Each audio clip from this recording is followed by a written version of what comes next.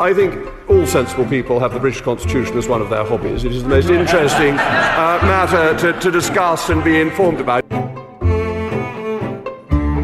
As Dicey argued, it is Parliament that is the defender of the liberties of the people, of our ancient Constitution and of our freedoms. I give way.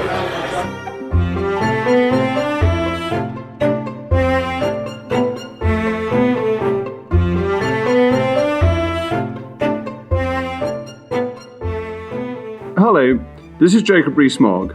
The Chamber of the House of Commons lies at the heart of our parliamentary democracy. It is the place where so much of our national history has played out, and while its atmosphere has been somewhat dampened by the restrictions forced on us by the coronavirus, it remains the place where members continue to debate the most pressing issues of the day. In this episode, I am delighted to be joined by a Member of Parliament who has shown his commitment to the Chamber over many years. Jim Shannon is the Member of Parliament for Strangford, and I'm delighted to be able to speak to him from his home. Hello, Jim. Hello, Jacob. Nice to hear your voice. Nice to see you as well, even better, Thank you. Thank you. The first thing, Jim, is to inquire after your health, because we had no idea when we arranged this interview to talk about your love of the Chamber that some rather unfortunate circumstances have led to you being prevented from being here. I hope you're bearing up at home. I am, yeah. I'm in perfect health. I'm very fortunate. To be honest with you, and Jacob, you know myself, I trust a greater power, and so do you. And he's in control. So I have his protection, and I am tested negative. I've no symptoms whatsoever. And indeed, 10 days into after the contact with the said person, I'm feeling great, and I'm looking forward eagerly to getting back to Westminster. Thank you. Well, that's absolutely great. But I hear there are two greater powers that have been looking after you, one of them being Mrs. Shannon. Well, it's a bit of a challenge now, Jacob. I wouldn't spend this much time at home, so I'm hoping at the end of this 2 weeks or thereabouts that she'll be able to say, I really enjoyed my time with you. Excellent. We'll wait to see how that works out. Well, let's move on to the conversation. And perhaps we might begin with something that we both went through in 2010, the process of getting accustomed to being in the Chamber and all the various rules and procedures of the House. Here is a clip from my recent conversation with Robert Rogers, Lord Lisbane, who became Clerk of the House in 2011. I don't have a complete set of Erskine May here at home in Herefordshire, but I always used to go back to the early editions of May, because very often something would have been viewed slightly differently, practice might have changed, and then a subsequent editor of May said, well, I don't think I'm going to give that house room in my edition. But it can be a fascinating lesson as to how the House's practice has developed and indeed, to use the word again, accreted over the years. Jim, of course you had been a member of the Legislative Assembly before becoming a Member of Parliament. So you probably took the Commons chamber like a duck to water. I was very fortunate, Jacob, to have had 26 years as a councillor and also 12 years as an assembly member, which ran consecutively.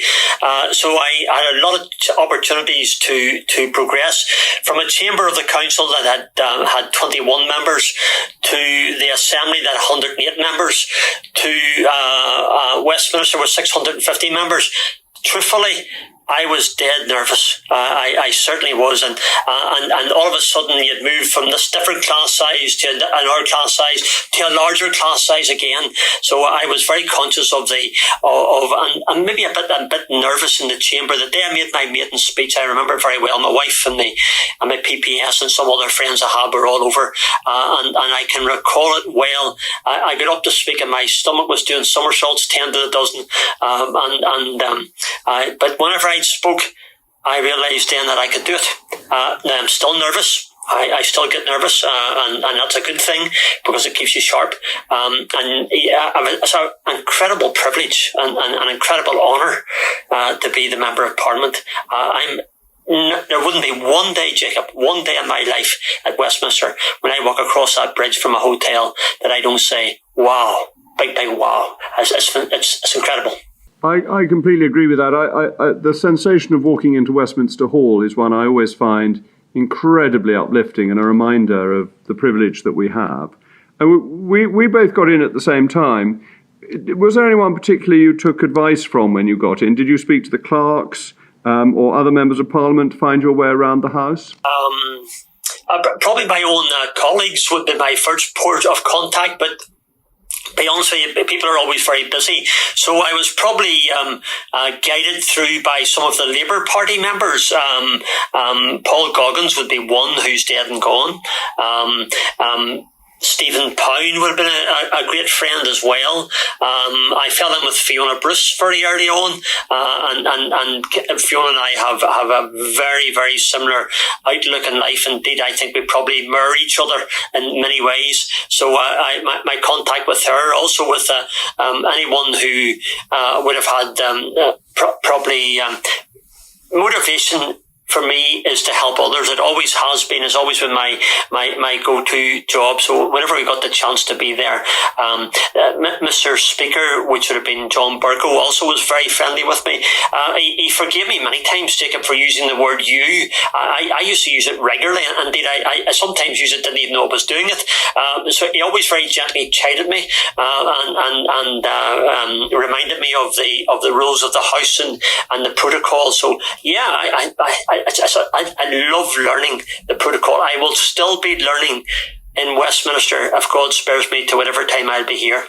It's a wonderful place. Indeed, last week I think it was, under the new COVID-19, I got up to ask an intervention in my colleague Carla Lockhart, but I was sitting in the back where the that looks on towards the speaker, and you're not able to ask. So whenever I got up to ask for an intervention, right away I knew whenever the Deputy Speaker Nigel Evans had said to me, "Step forward." So Margaret Ferrier was, and incidentally, her and I swapped positions, and then he says to me, "Now take two." So I did take two, and I asked for my intervention. So learning every day. I told Mr. Deputy Speaker, I says, "I'm still learning." Indeed, Mr. Deputy Speaker, it's a learning curve for us all, and I've been learning for every time I've been here. So yes, I do learn. I learn every day. Oh, and one of the things that you learned that lots of members don't learn is the power of the chamber and its ability to be used to influence events. Many MPs use the chamber a lot when they're first elected and then sort of wander away to do other things. What drove you to have such commitment to the chamber and to use its strength for the benefit of your constituents so consistently? We probably do. We look at the debates. Naomi, who's my PPS, her and I would sit together and go through the programme for the following week. We then pick out the subjects that we wish to speak on. I have a wide variety of subjects I wish to speak on, but the motivation for all of those, Jacob, would be things that happen in my constituency office. So whether it's DWP, whether it's universal credit, whether it's planning matters. I know planning is a devolved matter, but there are many similarities between ourselves and back home as well. Fishing issues, agriculture issues, human rights issues, equality issues. I would find I can always have an example from Strangford constituency in all those years, those vast years as a councillor and also as an assembly member, and use that as my question to the minister. And also, I love the chamber, but I'm a person that loves protocol. I love tradition. I just think it's wonderful to have the privilege to be there and enjoy that. So I've found that the chamber, and I've sat in the chamber there the week before last. I sat in the chamber for 8 hours one day, from the questions in the morning right through to the adjournment debate at night. And the chamber makes a difference, doesn't it? That if you raise something in the chamber, it is more powerful than if you raise it in the newspaper or even in Westminster Hall. What do you think the magic of the chamber is? Well, I think the magic of the chamber is that you have the minister there, number one, and therefore and by the way, I've found over the years I've always found this, and I use this for example for you because it's how I've probably tried to do my life in all the years as an elected representative. I remember when I first got on the Ardsborough Council, I one of my colleagues, Simpson Gibson, would have been a sort of a person who would have guided me in the early years back in 1985 when I first elected to the council. And he says, "See that boy on the far side?" He says, "Whenever you're speaking in this debate, do you want to win him over, or what do you want to do?" I looked at him, wondering what he meant. And I suppose I want to win him over. He says, "Well, you're going to do that with sugar and not with vinegar." And I've always remembered it. My job every time is to convince someone to help them to understand where I'm coming from. And hopefully, that they can give me a good answer, number one. But secondly, that I can then let my constituent know that and take that further. So the power of the chamber, it's having the minister in place. It's having, the opportunity on a platform to express you and I've used the name Strangford so many times. I don't think there's any MP in the chamber doesn't know about Strangford. I think everyone knows about Strangford, and I try and ensure everyone knows about Somerset too. It's absolutely, and you do it well. You're kind, but you outgunned me by a long way, because in 2017 the Press Association study showed that you were the most active member in the chamber. Was this your aim when you got into Parliament, or did it just happen because you realised how useful the chamber was? Whenever I was in the council, it was the only forum that we had in Northern Ireland to bring things forward. So we used it as a forum to do that. And I probably realised that we've got to use the forum where we're at. I used the Assembly for the same purposes. I probably held the record for the most questions, probably the most contributions in the Assembly, because I feel the value of the Council, of the Northern Ireland Assembly, and ultimately now the value of the House of Commons is that chamber to express your viewpoints on behalf of your constituents. Wonderful opportunity. If I use a question or if I get a good answer, whatever answer I get in the chamber, I make sure that constituent who brought that matter to my attention receives a copy of the answer where I asked the thing. I've always felt I do it for a purpose. I do it to help the constituents, and I hope that the answers that they get will help them. Now, we probably have to progress those answers a wee bit more afterwards, and we're quite happy to do that. You can ask the question by written form and by letter. It doesn't always get you the answer you want, but having the minister, you get an answer. And also, I think, Jacob, I think you've got to be nice to your ministers. Personally, I try to do that with everybody, even though I may not agree with everyone's political persuasions. But I feel to progress and to get the answers you want, you've got to be nice to people, with sugar and not vinegar. I think that's absolutely right, and it's a key to political life that sugar is a much better inducement than vinegar. But you provide sugar even in adjournment debates, whereas most members don't get involved in adjournment debates unless they've got the debate itself. Why do you think other members overlook them so much when you've got the minister there, you've got the officials in the box? And do any of them particularly stand out in your memory where you've found that things have changed through the adjournment debate? I'm always seeking opportunities to ask questions. And if there's an adjournment debate, by and large, I can use and give an example of Strangford in that there and some of my constituents' problems. I would do that and do that regularly.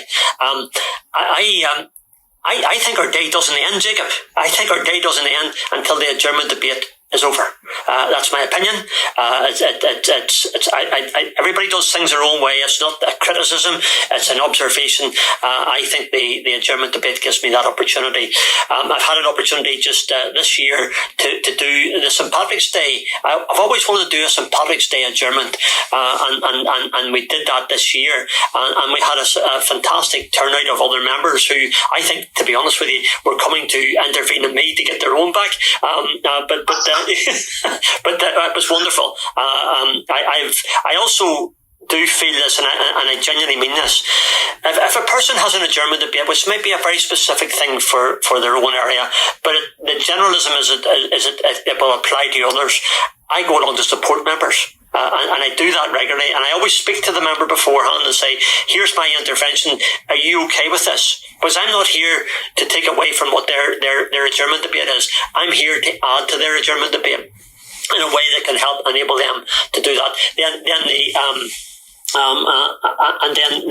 the other thing is then that we have an opportunity to ask the member those issues. So it's really wonderful to have that opportunity. The day doesn't end until the adjournment debate is over. Is over, and somebody has bellowed, all go home. And in these debates, and not just the adjournment debates, are there any that particularly stand out in your mind as ones that had a direct effect and changed things quite quickly? I certainly can think of examples of that. I can even think of a case when I wrote to a particularly difficult company saying that if they didn't look after my constituent, I would ask for an adjournment debate, and merely asking for one got the answer I wanted after some time of getting fobbed off. And I just wondered if there are any examples you can think of where the debate and the consequence have followed quite directly. I suppose I can think of one offhand. I have to say, Jacob, in all honesty, that whenever I do use the opportunity in the chamber, I can then show that to the minister back home or pursue it through the minister who has responsibility at the House of Commons. Helen Grant would have been a minister, and I put forward an amendment to the gambling bill way back in, I think, 2012 or 2013. Helen spoke to me about it. She says, Jim, we can't support you in your amendment you put forward, but let it go to the House of Lords. It'll come back probably with what you want, and then we will accept it. Now, that's what she told me. I learning procedure process, how things work. The Labour Party backed me, and we did put it forward, but we didn't win it in the House of Commons that day. It went to the House of Lords, it came back amended, and then became law. So I have to say, yes, I've had something I can point to specifically that has helped, but there's lots of other things that, I mean, every time you get an opportunity to speak, it's a chance to ask that question and get that answer. And I suppose coming from Northern Ireland, that's what I have. There's lots of things that are in our history that we probably will never forget, Jacob, and that's a fact. So I've had the opportunity in the adjournment debates and other things to recall the names of those who gave their lives for liberty, for democracy, for freedom, in the uniform of Queen and Country. So those are very poignant occasions. I find them incredibly personal. And I've sometimes had difficulty expressing myself in the chamber because those matters are so real. You know, I have a personal interest as well in the persecution of Christians. I know you do, because I'm very glad that you raise it so regularly, and as you were mentioning, Fiona Bruce does as well. And I think that's been very powerful in reminding the government of its broader duty. I think that's another thing I just want to say, Jacob, as well, that we whenever I first got elected, and Naomi and I talked about it, I honestly, and I mean this truthfully to you, I very clearly believed that I sought prayerfully to know whether my Lord and Saviour wanted me to be at Westminster. I didn't say, yes, I'm going to do that. I wanted to know, did the Lord want me to do it? And whenever I got that answer from him, then I knew that's where I was to be. Naomi and I talked it over, and we always wanted to bring the issue of the persecution of Christians to the floor of the chamber, and we did that as a party back in 2012. Things have moved on. I'm very, very pleased that the Bishop of Truro's report, we had an input into that. The government have I think I brought in 17 of the 21 recommendations, and the other 4 will be brought in. So I'm greatly encouraged. I'm greatly encouraged that the FCO or SCO and DFID, as they are now together, the ministers bring these matters to the attention of governments wherever they may be.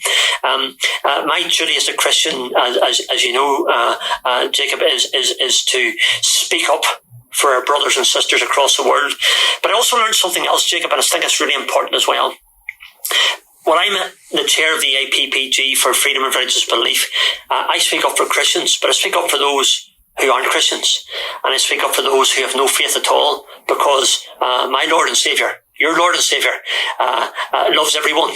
And we have a job and a duty to speak up for them. So I've learned that over the years through my human rights issues, but also as a Christian, that others have a right to express themselves. Whether it be the Uyghurs, Muslims in China, will it be Falun Gong in China, will it be the Shias, the Hindus, the Coptic Christians, the Jehovah's Witnesses, the Latter-day Saints, all those people have a right to worship their God in the way they want.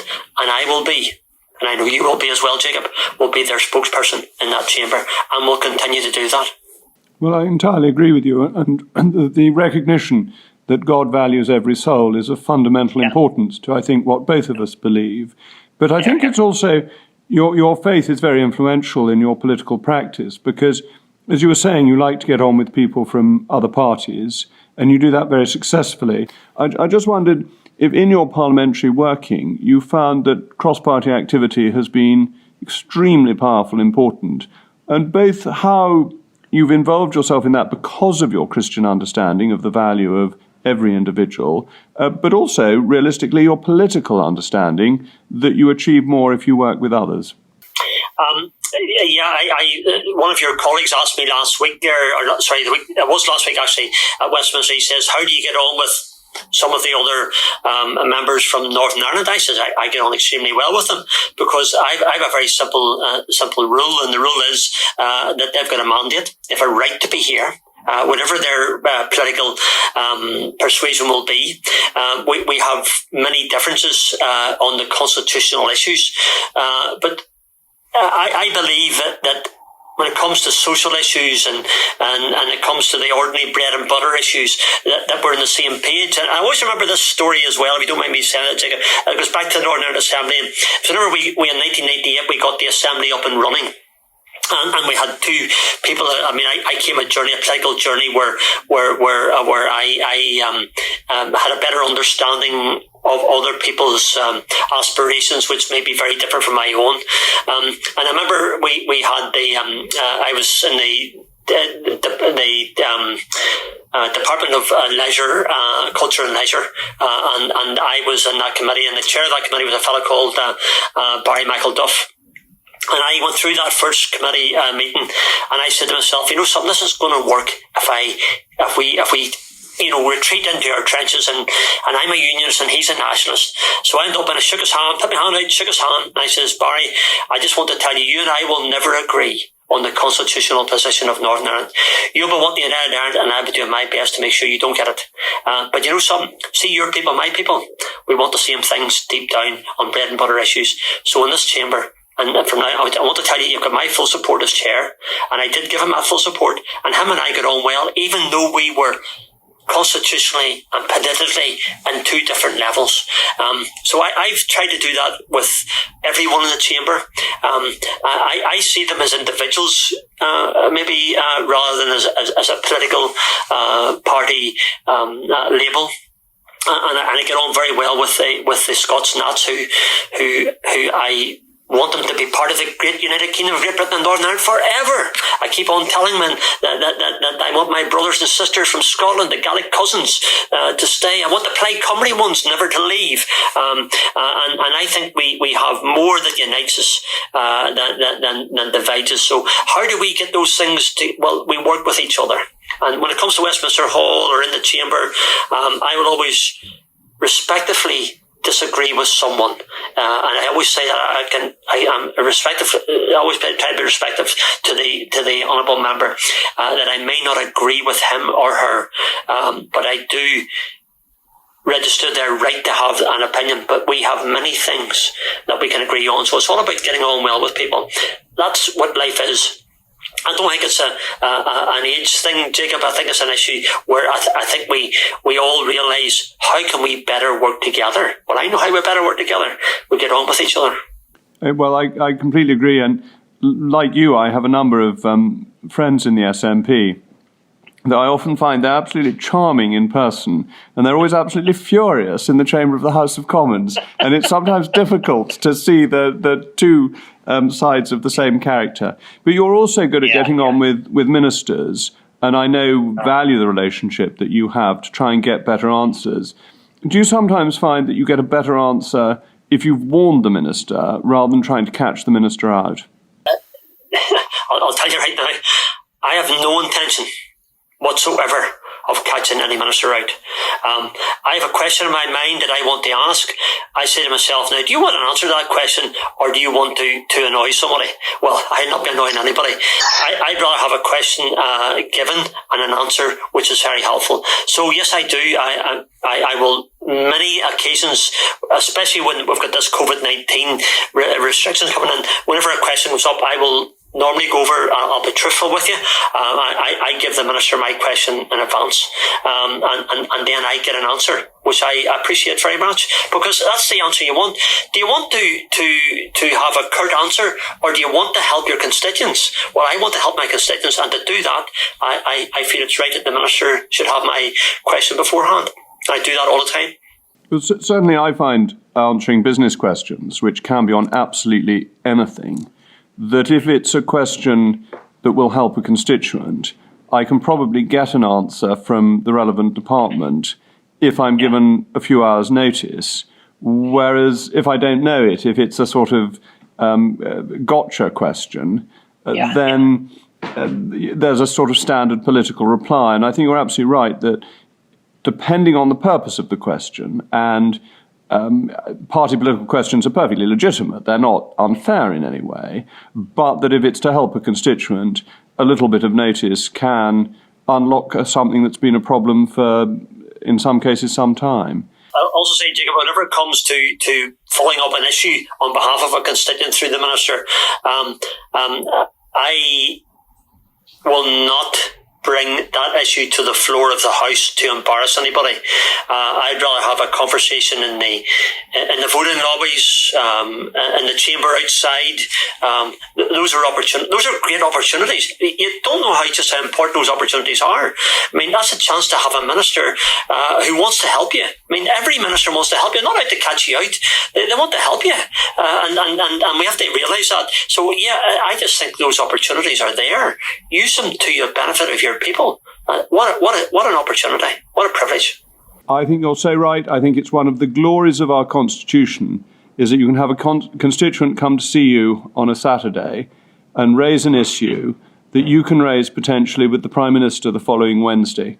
I don't think that's possible in any other country in the world. No, and it's only possible via the chamber of the House of Commons, which I think you have shown remains of great value, not just of historic interest. So thank you, because we both have a love for the Constitution, we both have a love for the chamber of the House of Commons, and I think your contribution is phenomenal and is a model for other members of Parliament. So thank you for joining the podcast, but thank you also for being a real highlight of our Constitution. Well, the pleasure's entirely mine, and God bless you, Jacob, and keep on doing what you're doing. I find your contributions to the House particularly warming for me personally, but I think your way that you interact with everyone it gives you that great respect. So what a privilege, as long as our Lord and Saviour wants us to be here. Indeed, God willing. Well, thank you so much, and see you on Monday. And yes, all been well. God bless. Take care. Thank you. Bye. Bye-bye. Bye night. Bye. Bye.